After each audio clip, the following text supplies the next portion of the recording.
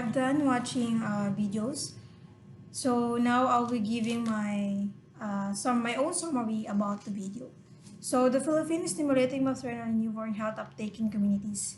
Actually, in the first video, there are particular barangays.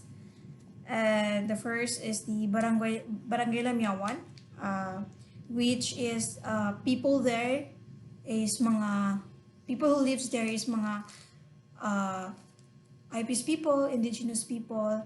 So, I've seen many factors there na pinakita sa video. So, the first is yung distance din. Yung distance from their house, from their home, papunta sa barangay health clinic. So, malayo. And then, unaware. So, unaware sila about sa prenatal care. Mas preferred nila many of them or all of them actually preferred sa kanilang bahay mga anak. And then lack of education then, so yun, one of the factors then, isa sa mga factor talaga na hindi sila mag-attend ng prenatal care is yun, lack of education. Wala silang alam about their health, about their condition, about their status, so hindi nila alam.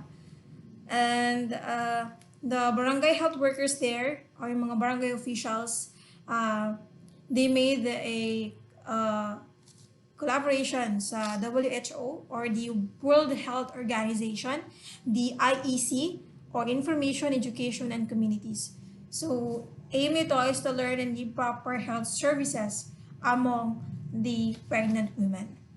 So, yung mga BHW there is gitrain sila kung paano mag-pregnancy tracking. So, para matrack nila kung sino ba yung mga buntis, kung sino ba yung high risk na mga buntis. And then, also they made a collaboration din sa mga tricycle drivers, sa mga barangay officials, sa group leaders, sa parent leaders. So, barangay health workers also, nag-collaborate sila para mas establish yung prenatal care sa kanilang barangay. Halimbawa na lamang nito is halimbawa kasi itong because the awareness of maternal health, the involvement is not only because of the awareness of maternal health, the involvement is not only with the family but also the whole community. So ang mga barangay health workers there is or mga barangay officials, aim talaga nila na magkaroon ng awareness, magkaroon ng knowledge about the prenatal care or about the health. So, yun, tinuruan yung mga BHW, yung mga group leaders din na magkaroon ng knowledge about sa health. And then, halimbawa, and also yung mga community there, tinuruan din sila. Halimbawa halimbawa ang isang pregnant woman is may nangyaring emergency. So, even yung mga neighbors niya, yung mga kapitbahay niya, matulungan siya kasi alam mo kung paano gawin, alam kung ano ba yung dapat gawin. And also yung mga tricycle drivers, alam nila kung saan ihahatid ang isang buntis na babae. Ang isang buntis kung saan ba banda yung facility base, saan ba banda yung health center kasi nagkaroon ng collaboration. So yun, mas easy yung process, mas maging madali for them na magkaroon ng health assistance. And then they also made a team called BMCMT, the Barangay Maternal Child Management Team.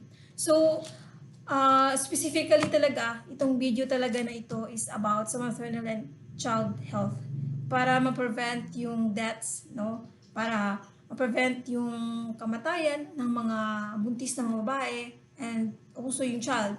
And then when it comes to their delivery system naman, yun, yung mga BHW there is so survey sila, pupunta sila sa bahay ng mga buntis na mga buntis. Pumupunta sila doon para i-check up, para tingnan kung ano na ba yung mga status, yung kalagayan ng mga pregnant women there. and para ma-determine din kung ano ba yung needs nila, and para din malaman nila kung what exact date ba sila manganganak. Yon.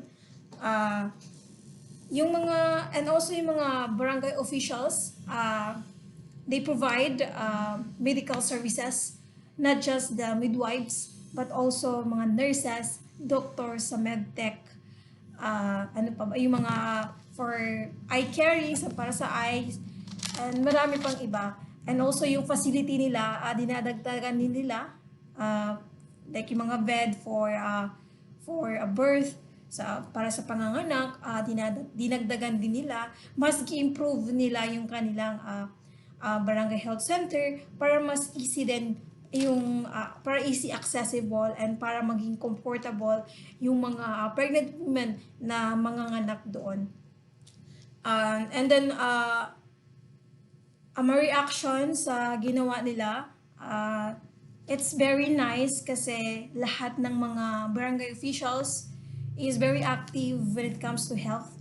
Very active na ipahikayat na dapat ito ang gawin, dapat ito ang i-provide sa mga tao sa community na kailangan talaga nito para ma-prevent yung mga ganitong klaseng sakit, ma-prevent specifically yung kamatayan talaga. And also, how will it apply as a nursing student for me is ma-apply ko yung ganun,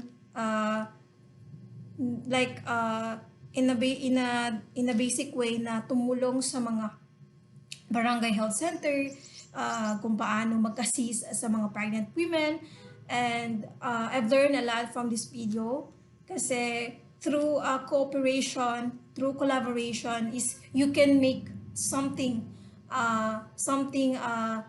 change, no? Makakagawa ka ng pagbabago sa isang tao, sa isang komunidad. So, yun ang makakatulong talaga sa akin bilang isang nursing student is yun, yung cooperation talaga, yung determination mo na makatulong sa maraming tao, sa ibang tao is yun, I've saw it sa video na talagang it affects not just sa isang buntis, but the whole community is na-improve talaga ang kanilang healthcare services.